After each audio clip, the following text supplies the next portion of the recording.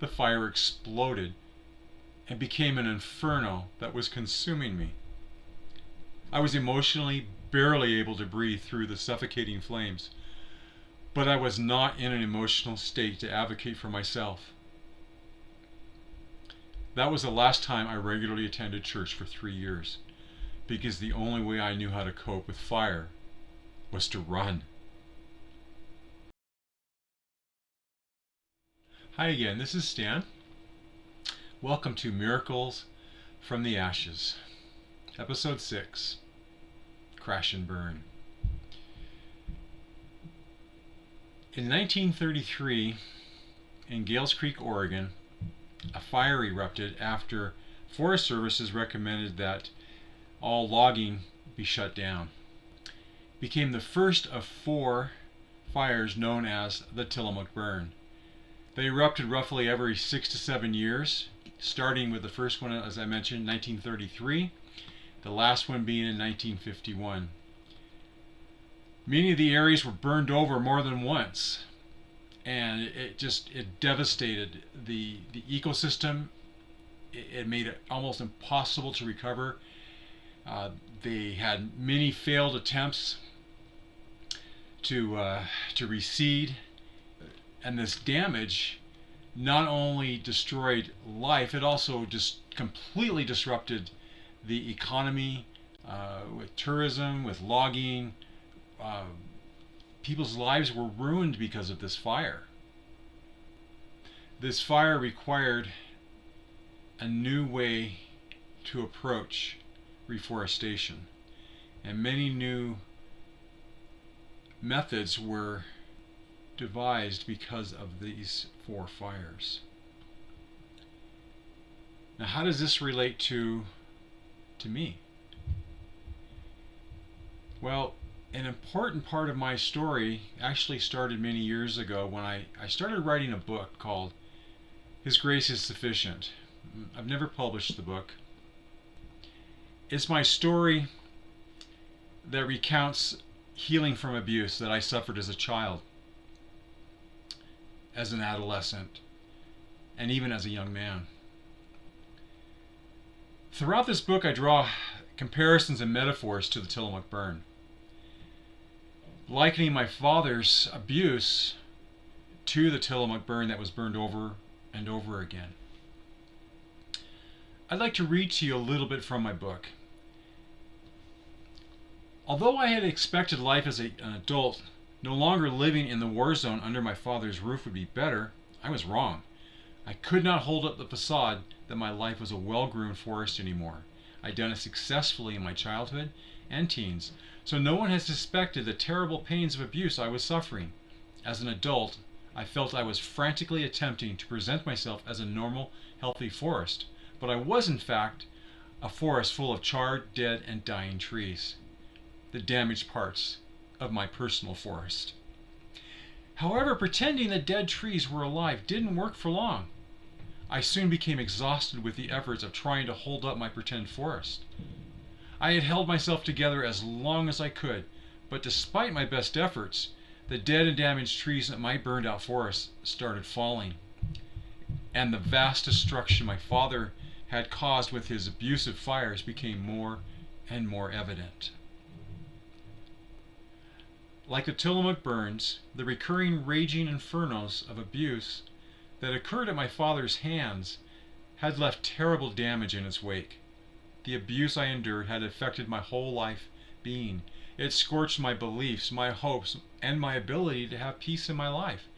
It burned away any chance I had to learn to cope with frustration, to work through problems, to face conflict, to push through uncomfortable situations, and to tolerate distress without fleeing. The inferno's flames caused me to develop ineffective, harmful, and sometimes self-destructive coping skills. The inferno singed my ability to follow through with promises, my ability to complete tasks or assignments, and my ability to be reliable. The inferno raised my ability to know my own limits, to form healthy personal boundaries, to speak up for myself, and to know that it is okay to simply say no, verbally rather than by fleeing or by exhibiting inappropriate anger. I reported to my stake president. I felt I was a complete failure. We had a really nice visit, and he was very, very kind to me. But I was still depressed, and I was suffering for what I felt was a failed mission. I loved Heavenly Father still. I knew the church was true. I wanted to be a missionary, but I didn't know how. I asked the stake president about the possibility of a stake mission. He quickly opens up his Doctrine and Covenants and reads in D&C 4 verse 3, if you have desires to serve God, you're called to the work. He called me on the spot. I froze like a deer with headlights in my eyes. My head and heart were reeling, and I didn't know what to say. I had no problem-solving skills. I didn't know that I could say no, or say, can we talk about this first, or something. I accepted the call, and I tried to serve with all my heart, and I dove in with both feet. Shortly after I came home, my bishop called me into his office and asked me if I would like to be the ward young adult representative. I said sure. And then a little bit later he asked me if I would like to be the young adult family home evening group leader. And I said, okay. We went on a young adult beach trip. And I would like to read to you from the book. On a young adult beach trip, I remember talking to a friend, telling her I was afraid I would fall away from the church because of the pressure and the mounting emotional toil it was taking on me. I did not know what to do to solve the problem. I felt as I was being suffocated by the smoke of the growing fire, but there was no water to put out the fire. In the past, the most effective way I had to deal with problems was to escape, and I could feel my grip on the gospel loosening, and the fire was overwhelming me. The temptations of the world were tugging at me to run from the church and down the fiery emotions I was struggling with. I did try to hang on. I struggled greatly. One day, as I was at church, I heard a young adult say, whispering to their friends, he came home early on his mission. My heart sank. I was so embarrassed about that.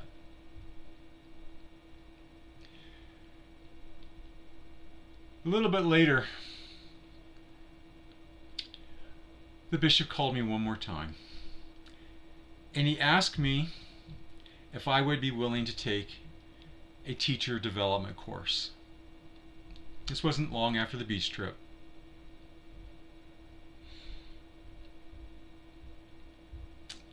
The pressure was overwhelming, but I said yes.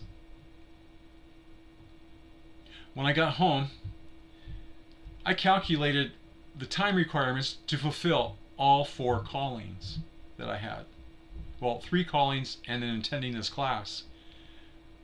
It would allow for 7 hours of sleep, going to work, and nothing else. I couldn't breathe.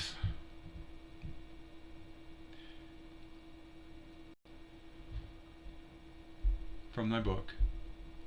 I accepted that call as I had with all the others, without a word of complaint. However, with this last calling, which added more fuel, the fire exploded and became an inferno that was consuming me. I was emotionally barely able to breathe through the suffocating flames, but I was not in an emotional state to advocate for myself. That was the last time I regularly attended church for 3 years, because the only way I knew how to cope with fire was to run. Forest fires of my own doing. I ran from church and all my church responsibilities.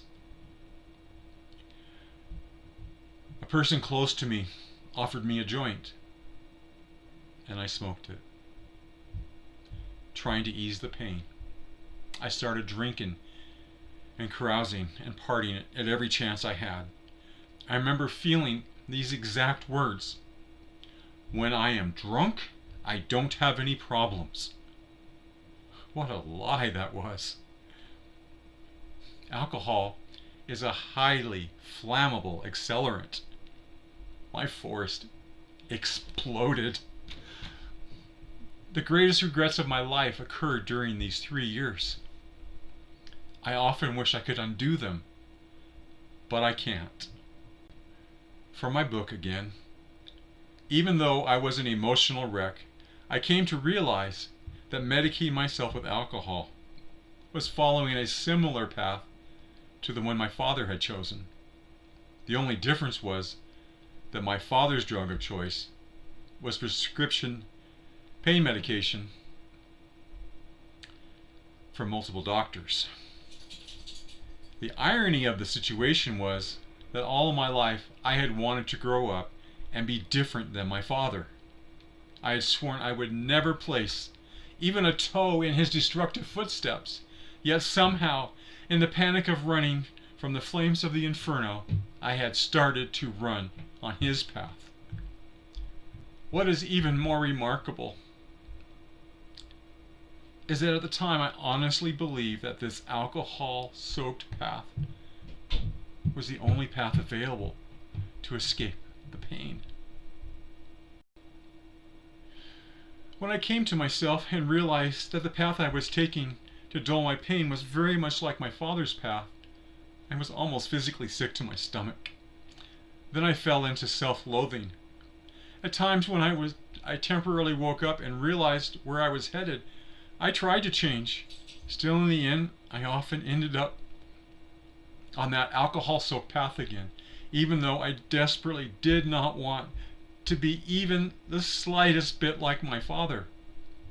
Yet because my father had never taught me how to cope with problems or struggles, except for modeling destructive coping skills like substance abuse, that was the only path I had to follow. I remember him saying to me on many occasions, "You don't know what problems are. Wait till you grow up. Then you'll know what they are." I was grown up, and I had problems, and I had no idea what to do. Back to my book. Eventually I realized running from my problems and trying to drown them in alcohol was feeding the fire, and I knew if I did not stop running, I would burn the forest completely down. Yet I had no idea how to stop. I wanted to change in the worst way. I knew I was broken, and I had no idea what to do. I knew I needed to talk to my bishop. I ended up talking to 2 different bishops and 1 stake president during this brief period of time in California. I received good counsel from them. I also shaved my mustache, cut my hair, I actually had hair back then, and began wearing my temple garments again. I strove to renew my faith. I attended all my church services. I made some great friends, and my leaders thought I was okay. In my book I state, "I wish I had known how to express to my priesthood leaders the extensive nature of the damage that I had sustained and how much I needed others to help stabilize and grow in the gospel. The state of my charred forest was going to need more vigorous restoration than what others with healthier or less damaged forests might need." Like my dad, I could put on a good front. However, I continued to struggle. I was weak. While cutting my hair and wearing my garments, keeping the word of wisdom, attending church, young adult activities, family home evening, they were all positive changes. but they were not enough to overcome the acres and acres of smoldering, blackened forest. I did not know I could have asked for help from my leaders.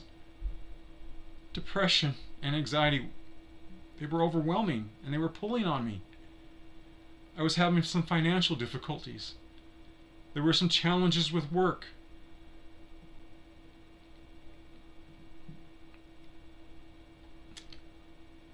And the other pressures just became too much. My own grandmother said, "I would rather see Stan a drunk than a Mormon."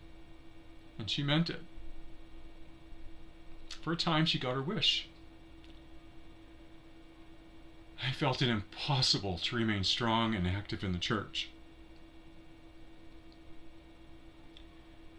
In my book, I said, I was barely holding on. The flames erupted, and I fled.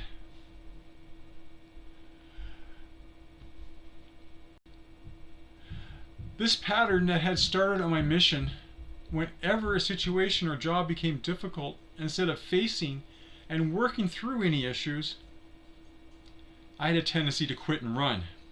This time, as in the past, I met some new friends who were also struggling members of the church. And with their support, I resumed my sinful path in an effort to cope with the pain. The drinking and carousing started again. And pretty soon, I was right back where I started. Another failed attempt to rejuvenate my forest. The failure I had in remaining active in the church, remaining sober, and overcoming the damage from my fires of abuse was similar to the failures of the reforestation efforts of the Tillamook Burns. After each new devastating forest fire, the forest struggled to recover from the extensive damage. Since the seeds that normally spring into seedlings to continually revitalize the forest had been destroyed, the forest struggled to recover on its own. The Tillamook Burn could not overcome the massive devastation alone. It needed help. The whole state was struggling from the domino effect of the forest fires had on the lives of the people and on the economy of the state of Oregon. Men had to intervene, and they did.